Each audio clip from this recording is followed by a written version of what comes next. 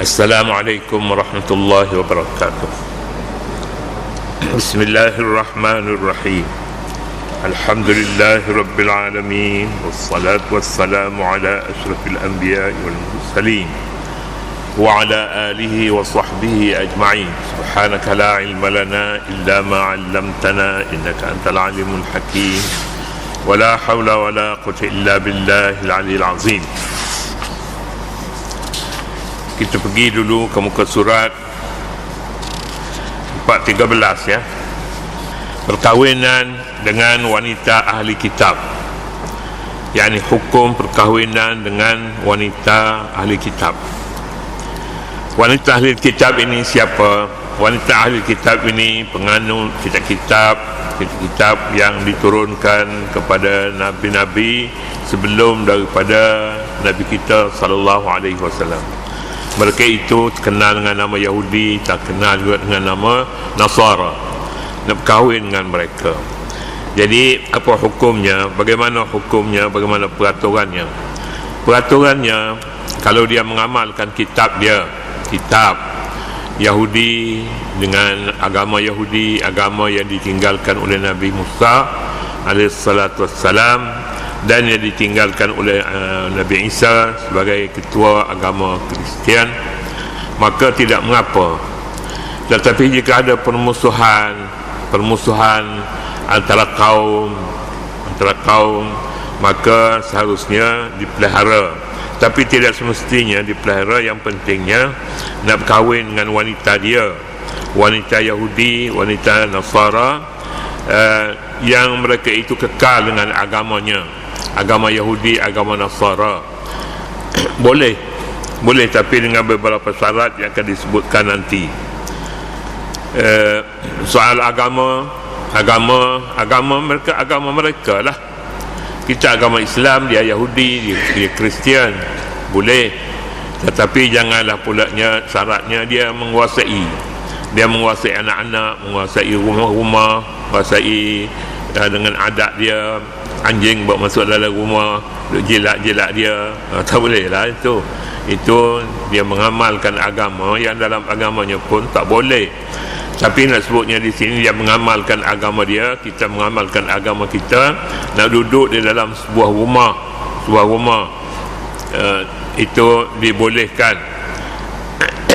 Kerana pada waktu turunnya ayat wanita ahli kitab hillul lakum wa ta'amukum hillul lahum, makanan mereka boleh kamu makan, makanan kamu mereka juga boleh makan.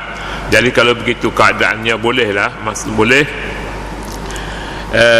Zaman Nabi sallallahu alaihi wasallam ada perkahwinan dengan orang yang berbeza agama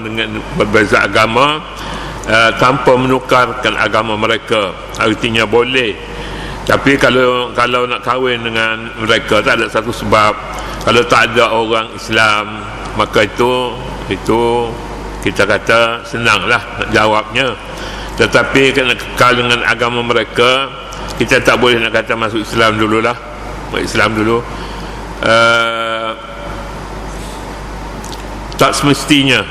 Tidak semestinya mereka memeluk Islam dulu, kemudian baru jalankan perkahwinan. Tidak semestinya begitu. Walaupun antara kita di dunia Islam hari ini, dia kata minta mereka itu masuk Islam dulu. Wanita itu masuk Islam. Kita katanya masuk Islam tu, Nabi pun tak syarat dulu masuk Islam. Dia dengan agama dia tak pernah tukar agama. Kalau tukar tu lagi baiklah.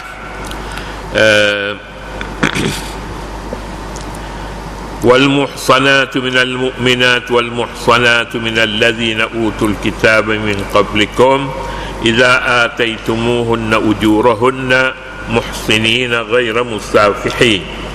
Terjemahan: dan dihalalkan bagimu berkahwin dengan perempuan-perempuan muhsan.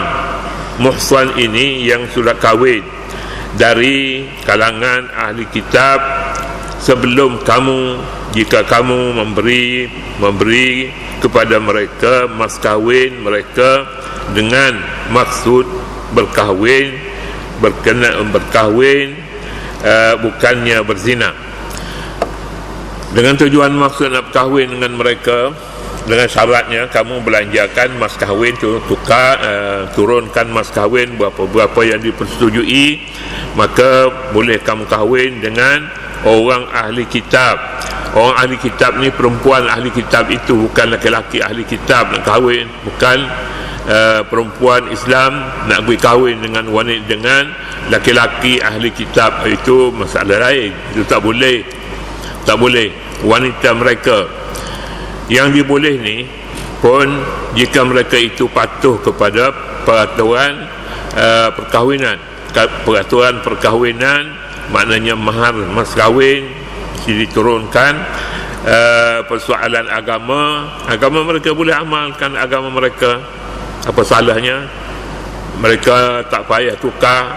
Tapi kalau mereka nak tukarkan agama, itu fabiha wa ni'mat. Fabiha wa ni'mat ini maknanya lagi baiklah. Sesetengah ulama berpendapat ahli kitab pada hari ini tidak sama dengan ahli kitab dahulu. Ada orang berpendapat begitu. Wanita sekarang lain, katanya. Wanita ahli kitab dulu lain. Macam mana lain? Bahkan ada sesetengahnya pula berpendapat diharuskan berkahwin dengan perempuan ahli kitab beragama Kristian. Tetapi tidak boleh, tidak harus dengan perempuan Yahudi. Dengan Nasara boleh, Yahudi tak boleh. Namun kebanyakan ulama kini berpendapat harus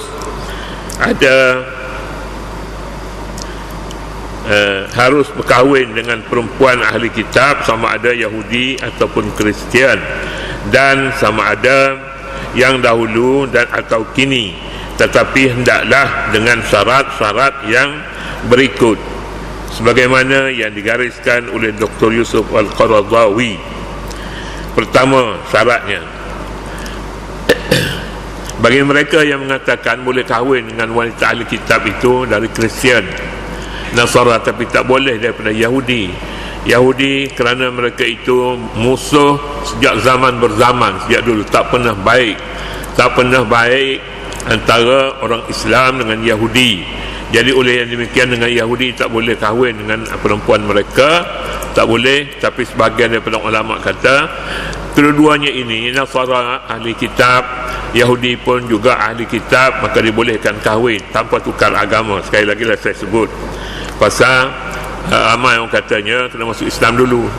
Kena masuk Islam dulu, Yahudi ke Nasrani ke masuk Islam dulu.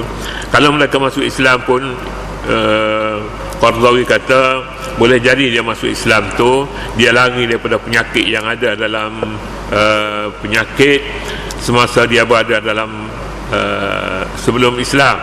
Jadi tidak ada guna juga. Yang berguna, pastikan bahawa dia tidak mengacau dalam rumah kita. Anak-anak siapa yang menentukan? Kalau dia kata dalam Kristian mereka yang menentukan, isteri yang menentukan. Dalam Islam tak boleh, bapa yang menentukannya, menentukan pendidikan, menentukan budaya, menentukan adat resam, begitu bapaknya. Jadi tak boleh diserahkan kepada isterinya yang berkahwin dahulu atas nama Kristiannya, atas nama Kristian, atas nama Yahudi. Syarat perkahwinan dengan wanita ahli kitab menurut Qaradawi, pertama, hendaklah perempuan itu dipastikan ahli kitab. Ahli kitab pastikan terlebih dahulu. Ini kerana mungkin dia mendakwa ahli kitab sedangkan sebenarnya dia hidup tanpa agama atau orang musyrik dulu, tapi bila dia nak kahwin dia mengaku dia Kristian. Sebenarnya kalau tidak boleh jadi tidak benar apa yang dia cakap itu, kerana tidak ada benteng bagi mereka yang tidak ada agama. Ya, dulu sekarang pun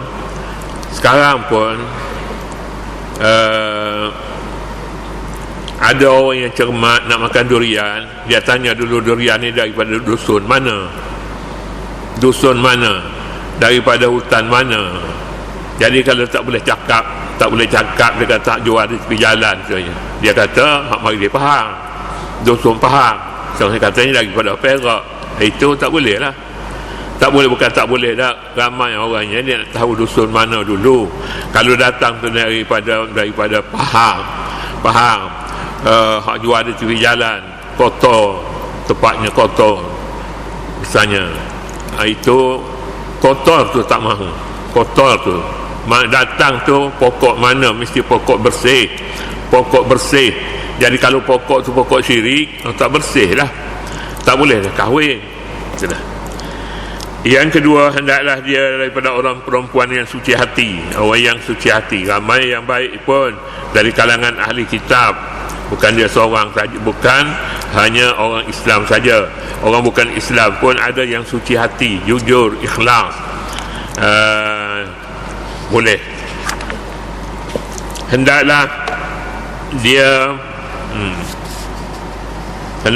seorang perempuan yang suci hati, tidak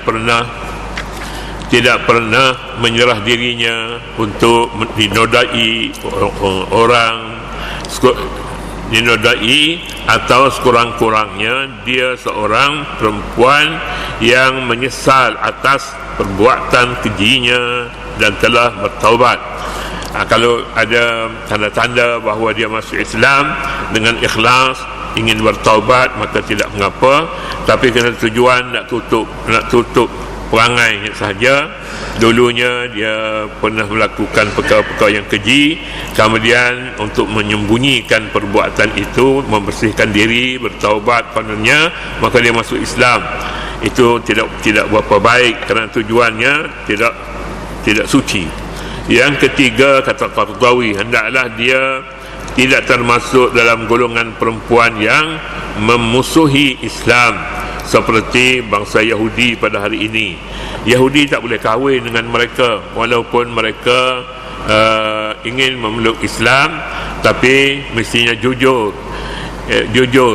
Kalau tidak, tak boleh, kerana Yahudi lebih keras sebenarnya permusuhannya terhadap agama Islam. Tapi lain daripada Kristian, pertemuan antara Nabi dengan Nabi adalah baik.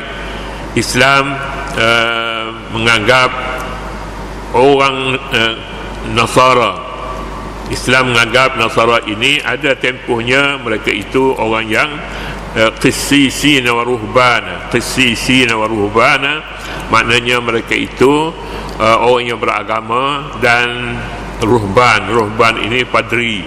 Jadi ini orang yang suci, maka dibolehkan kahwin dengan mereka. Jika tidak, maka dia tak sah untuk dikahwinkan sebab berbeza agama dan sikapnya tidak bersih.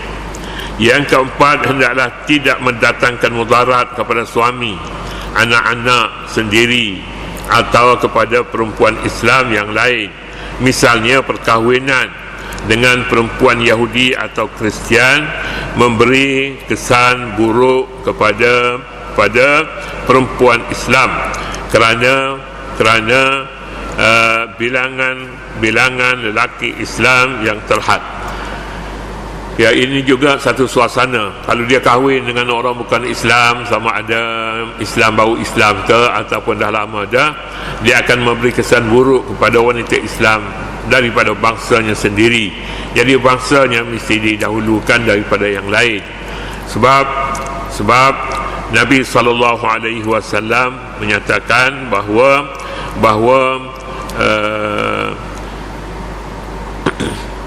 wanita Islam dan mengamalkan ajaran Islam itu adalah lebih baik daripada wanita kafir. Walaupun boleh kahwin dengan orang kafir, tetapi Islam adalah lebih baik. Dia boleh jadi merosakkan rumah tangga kalau isterinya itu terdiri daripada orang bukan Islam. Dia merosakkan suami, dia merosakkan anak-anak, dia merosakkan kebersihan dalam rumah, dia merosakkan banyak yang merosakkan. Tidaklah semestinya kalau Islam menyatakan boleh kahwin dengan mereka, maka orang yang berkenaan pun cari orang luar, cari orang Kristian, cari orang Yahudi misalnya nak kahwin dengan mereka kerana rupa paras mereka itu menarik.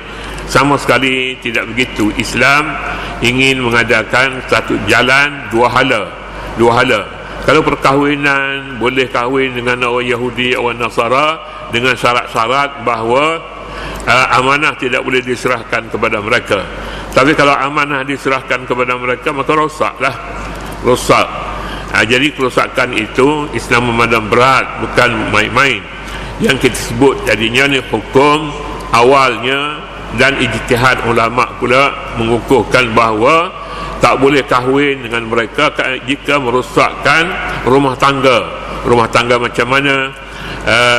Polisi dalam rumah sudah bertukar daripada polisi yang ada pada orang Kristian, polisi yang ada selepas daripada seorang perempuan itu memeluk Islam.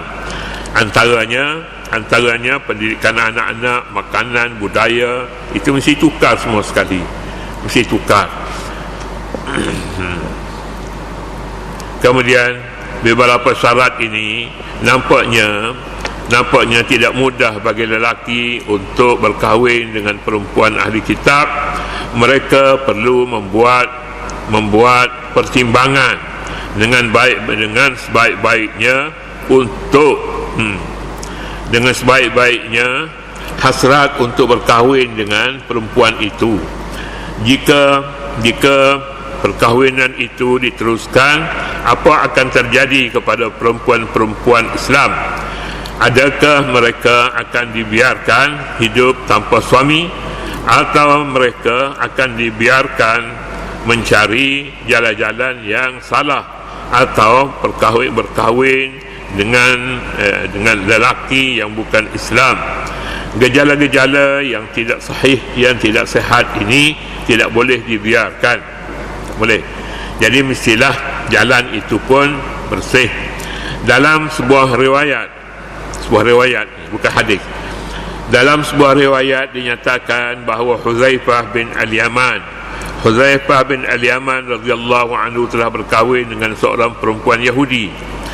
Lalu Sayyidina Umar radhiyallahu anhu menulis surat kepada Huzaifah bin Al-Yaman supaya menceraikannya. Jadi ini pun satu gangguan dalam rumah tangga orang. Bila Umar bin Khattab dia tulis surat supaya Huzaifah bin Al-Yaman ceraikan isteri kamu yang Yahudi itu.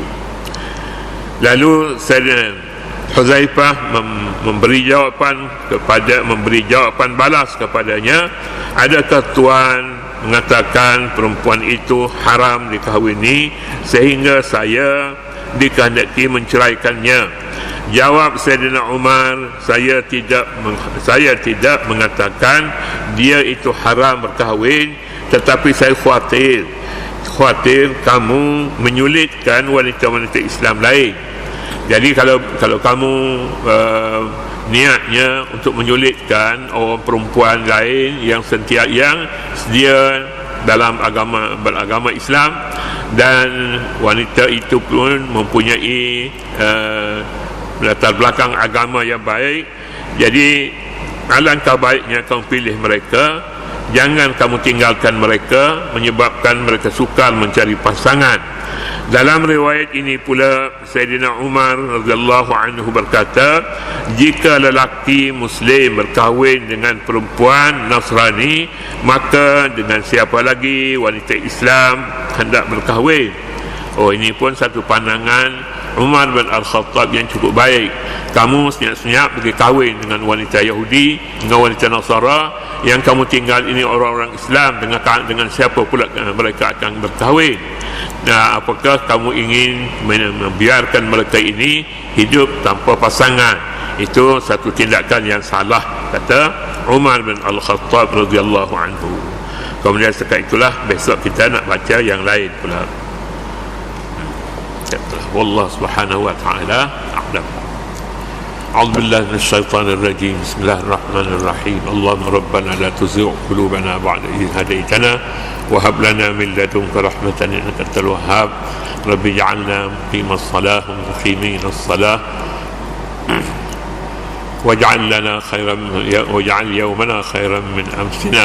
وصلى الله على النبي الأمي وعلى آله وصحبه وسلم. الحمد لله رب العالمين.